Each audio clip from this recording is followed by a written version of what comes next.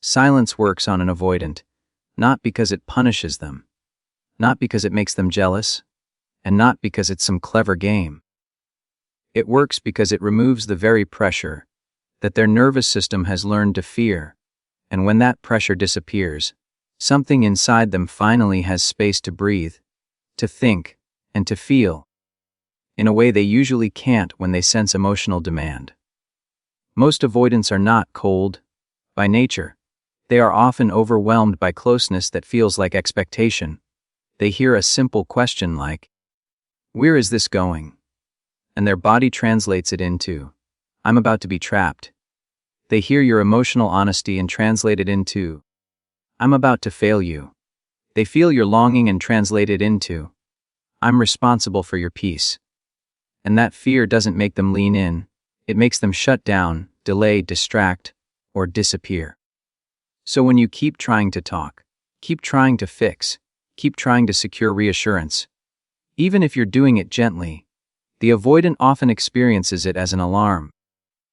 Not because you're wrong for wanting connection, but because their inner wiring tells them closeness equals pressure, and pressure equals danger. That's why your affection can feel heavy to them. Your questions can feel like a test, your tears can feel like a demand, your love can feel like a contract, and the more you reach, the more they retreat, not because they don't care, but because caring feels like losing control. They don't know how to stay present inside intensity, so they cope by creating distance, emotional, physical, or both. Silence changes the environment completely. When you stop texting, stop explaining, stop reminding them what you deserve, the air gets quiet, and in that quiet, the avoidant is no longer reacting to you. They are left with themselves. And that is the moment that can become powerful, because avoidants often rely on distance to keep emotions manageable. But your silence is a different kind of distance. It isn't a chase for them to outrun. It's an empty space that asks a simple question. What do I feel when no one is pulling me? At first, they may feel relief, because the pressure is gone. But relief doesn't last when real attachment exists. Because the nervous system doesn't just relax. It starts scanning, it starts noticing, it starts replaying. This is where the shift happens. Without your constant presence, they start remembering the moments they didn't have to perform. The moments you were simply there, steady, warm, consistent. They begin to miss the emotional safety you provided, not the drama, not the arguments, not the heavy talks, but the quiet stability they didn't know how to appreciate while it was available. Because when you are always there, always trying, always rescuing the connection, they never have to confront what they contribute or what they risk losing. Your silence removes their ability to hide behind your effort. And something else happens, something even deeper. Your silence returns your power to you. When you are quiet from self-respect, not from manipulation, it signals that you have boundaries. It signals that you have a life. It signals that your nervous system is no longer living on their emotional weather. That kind of silence feels different than sulking or stonewalling. It feels grounded, and grounded energy is strangely magnetic to an avoidant, because it offers closeness without chaos. It tells them you are not trying to pull them into a conversation they can't handle. You are not chasing them into an emotional corner. You are simply standing in your own truth. This is why silence can feel like an invitation rather than a demand. It gives them a path back that doesn't require them to be perfect immediately. It gives them room to approach at their own pace. And when they do, they often feel more desire. Not necessarily sexual desire first, but the desire to reconnect, to be seen, to be near you again. Because real attraction is not only about bodies, it's about emotional tension, about mystery, about the space where someone chooses you freely, and silence creates that space. Silence says, "I'm not forcing anything," and for an avoidant, that can be the first time they feel safe enough to actually want intimacy. When an avoidant pulls away, most people panic and try to fix it with more texts, more talking, more reassurance. more affection, more access, as if closeness is the medicine for distance. But with an avoidant, that medicine often becomes the trigger. This is the second truth you have to understand. Silence doesn't just make them miss you. It forces them to face what they've been avoiding inside themselves, and that is why it hits differently than lust. Because lust can be enjoyed without self-reflection, but silence creates a mirror. Avoidants are masters at staying busy, distracted, and emotionally efficient. If something feels too intense, they don't always argue. They don't always insult you. Sometimes they simply go numb. They switch into logic. They focus on work, friends, hobbies. Anything that keeps them away from the uncomfortable feeling of needing someone.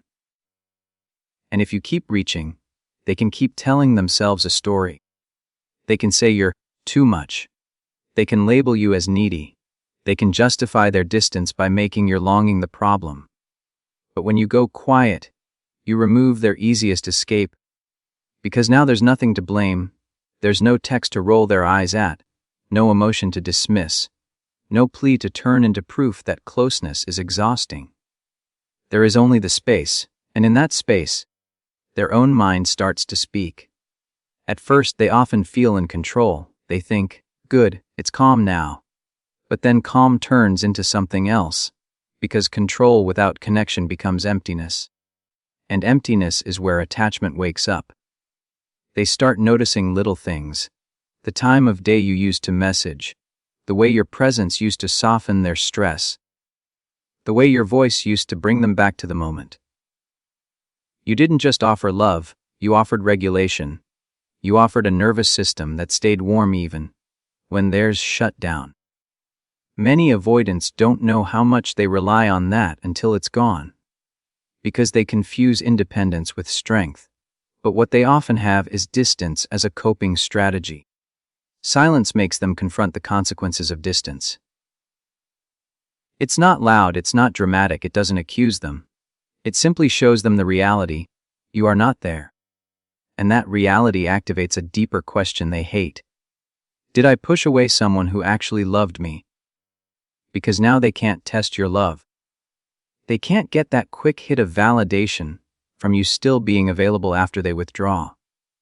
Your silence interrupts the cycle where they get to disappear and return without consequence. Where they get comfort without commitment. Where they get closeness on their terms without ever learning how to hold yours. Silence is the first boundary that truly speaks their language. And when that boundary is calm, it does something powerful. It separates love from desperation. Lust can exist inside desperation. Lust can even be used to cover it. Because physical connection sometimes becomes a way to avoid emotional truth. But your silence removes the stage where they can use intensity to distract from accountability. It becomes harder for them to sweep things under the rug with charm, intimacy, or a sudden burst of attention. Because you are not there to receive it on command. They start realizing they can't access you the same way anymore. And that awakens respect, the kind of respect that often comes before real intimacy with an avoidant. This is why silence is not playing hard to get. It is showing what it looks like when you stop abandoning yourself. It communicates, without a speech, that your heart has limits, that your availability is not endless, that you will not keep proving your worth to someone who keeps disappearing. And when you hold that line, an avoidant can feel a strange pull, not because you're punishing them, but because you are no longer performing. You are no longer chasing, and when you stop chasing, their mind finally has to decide, do I step forward, or do I lose them? And if they have genuine feelings, that decision becomes heavy. They begin to replay moments. They begin to feel regret. They begin to sense their own fear of intimacy more clearly. Silence makes the emotional truth louder inside them, because there is no external noise to drown it out. That is why they can be activated more by your absence than by your body. Because your absence forces them to face what they're running from, the vulnerability of needing you, and the risk of losing you. The third keynote is this: Silence only becomes powerful when it is real, when it comes from self-respect, and when it is backed by a life that no longer revolves around them. Because avoidance can feel the difference between silence that is a protest and silence that is a boundary. If your silence is filled with invisible grabbing, if you are quiet, but still emotionally begging, still checking your phone every minute, still waiting for them to rescue you from the discomfort, they sense that energy, even if you never say it out loud. Avoidants may not be fluent in emotions, but they are experts at reading pressure, and desperation has a sound, even when it is silent. That is why the most magnetic silence is not the silence that hopes, it is the silence that accepts. It's when you stop negotiating with uncertainty, stop trying to be chosen by someone who keeps one foot out the door, and you start choosing yourself with both feet on the ground. This is where the dynamic changes completely, because for the first time, you are not using silence as a tool to get them back. You are using silence as a doorway to come back to your own dignity. And nothing unsettles an avoidant more than a person who is no longer emotionally available for the same cycle. Avoidants are used to a pattern where they can withdraw and still keep you on the hook. They pull away, and you reach. They go quiet, and you explain. They act cold, and you become warmer to compensate. Over time, they learn, consciously or not, that distance does not cost them anything, because you will keep bridging the gap. That's not love. That's a system, and the system survives on your effort. When you go silent from self-respect, you stop feeding the system. You stop making their avoidance comfortable. You stop making their inconsistency survivable for your heart. And here's the part that most people miss. Your silence is not what creates their attraction. Your silence reveals whether attraction was real in the first place. If they only liked the benefits you provided, the attention, the affection, the validation, then your silence will not pull them closer. It will simply expose that they were never attached, they were only consuming. But if they truly cared, if there was real emotional connection underneath their fear, your silence becomes a wake-up call. Because now they have to face the possibility that your love was not something they could control. Real silence is a message that doesn't beg, it doesn't accuse, it doesn't chase, it doesn't explain. It says, I will not keep hurting myself to keep you comfortable. It says, I am not your emotional convenience. It says, I refuse to audition for a role in your life. And that is when an avoidance mind starts to spiral in a different direction, not the usual. They're too needy. But the new fear. What if I actually lose them? Because when you become centered, you become unpredictable in the best way. You are no longer reacting. You are no longer available on demand. You are no longer willing to accept crumbs and call it love. That steadiness forces them to re-evaluate their position, because avoidants often rely on the other person being emotionally louder, emotionally more anxious, emotionally more invested. It keeps them in the power seat. Your silence removes that imbalance. Now the relationship is not being held up by your anxiety. Now it stands on truth. This is why the most powerful silence isn't cold, it's calm. It's not revenge, it's relief. It's the kind of quiet that comes when you finally stop trying to convince someone to see what they keep refusing to see. You're not disappearing to scare them. You're stepping back to protect your nervous system, to protect your heart, to protect your self-worth. And that kind of silence creates a very specific emotional tension inside an avoidant, because it is not needy, it is not chaotic, it is not dramatic. It feels like a closed door with soft edges, and a closed door makes an avoidant curious. Not because you played a game, but because you became real. You became a person with limits, a person with standards, a person who cannot be kept in a loop forever. When they feel that, it can awaken something they try to bury. The desire to approach, to reconnect, to prove themselves, not with words, but with action. And if they do come back, your silence has already done its job. It has taught you the most important thing. Your peace is the price of entry. The fourth keynote is this: silence doesn't just make an avoidant miss you. It restores the natural order of attraction.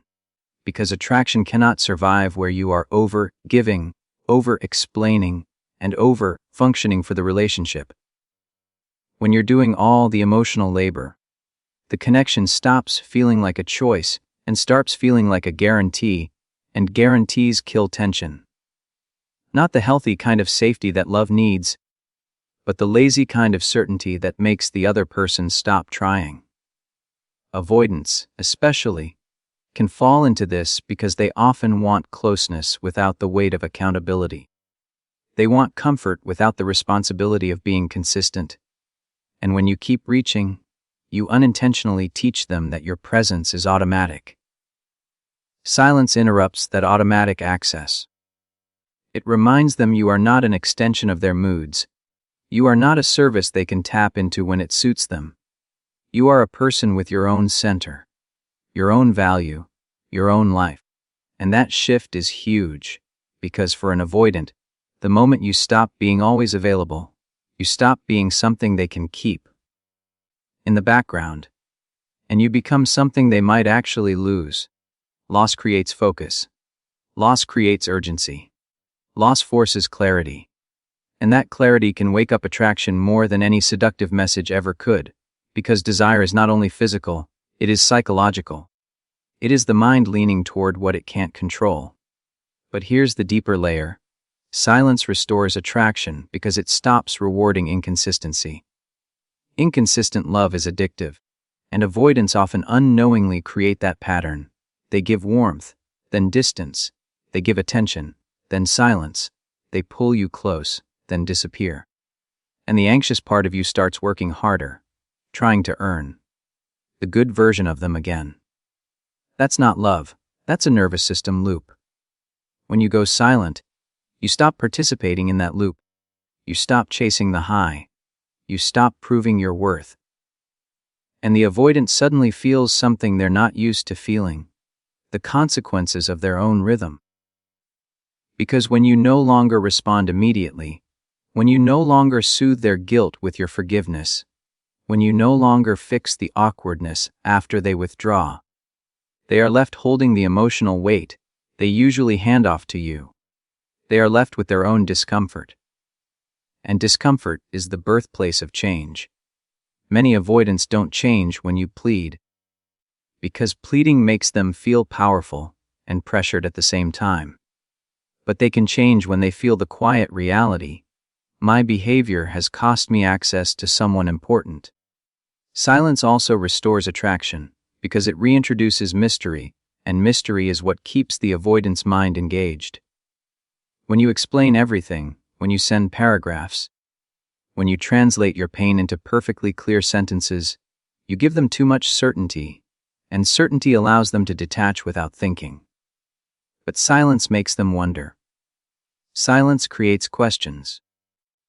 Silence creates the mental space where they start making their own meaning, and human beings, especially avoidants, are often pulled toward the stories they have to complete in their own mind. They begin to ask, are they done with me?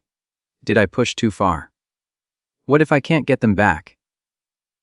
What if someone else gives them what I refuse to give? And those questions activate their attachment system. Not because you begged them to care, but because the situation now demands a response from them. Silence removes the emotional noise and replaces it with a simple truth: you are not guaranteed. And nothing makes an avoidant's feelings rise faster than realizing the person they assumed would always stay might actually walk away. This is why lust often fails with avoidance. Lust can be consumed without effort. Lust can be enjoyed without vulnerability. Lust can be used as a shortcut, a way to reconnect without talking about what happened. But silence blocks shortcuts. Silence says, we don't get to pretend everything is fine just because there is chemistry. Silence forces them to confront the emotional gap, and if they want you, they must close it with consistency, not with intensity. And when you hold silence like that, calm, steady, self-respecting, you become attractive in the most dangerous way. You become emotionally sovereign. You become the person who doesn't collapse when someone pulls away. You become the person who doesn't bargain with breadcrumbs. You become the person who can be loved without being controlled. And for an avoidant who secretly craves a love that feels safe but real, that kind of energy is not just appealing, it's haunting. The fifth keynote is this: silence is only truly powerful when you pair it with standards, because without standards, silence becomes another form of waiting, and waiting keeps you emotionally tied to the same cycle. Avoidants don't just respond to your absence, they respond to the reality that you are no longer available for a relationship that lacks effort, consistency, and emotional maturity. That is the difference between silence as a pause and silence as a turning point. A pause says, "I'll be here when you're ready." A turning point says, "I'm not building my life around someone who only shows up when it's convenient." And that turning point is what changes everything. Because avoidants often live in a world where people keep adjusting to them. People keep softening their needs, lowering expectations, accepting half love, calling it patience. They're used to the other person staying emotionally open, even when they disappear. Used to being forgiven before they are accountable. Used to receiving the benefits of connection without doing the work of maintaining it. So when you become quiet, and you stay quiet, not because you're trying to win, but because you've decided you refuse to lose yourself, the avoidant feels a new kind of reality. You are no longer easily negotiable. Standards are what give silence its weight, because an avoidant can ignore silence if they believe you'll break first. If your history says you always come back with another message, another apology, another attempt to fix it, then silence doesn't feel like a boundary. It feels like a temporary mood. But when your silence is backed by behavior, by a life that continues, by choices that protect your peace, by a calm refusal to chase, it becomes undeniable. It becomes a line. And lines are terrifying to someone who depends on escape routes. This is where the avoidant's internal conflict gets exposed. They want the comfort of you, but they fear the responsibility of you. They want to feel loved, but they fear being needed.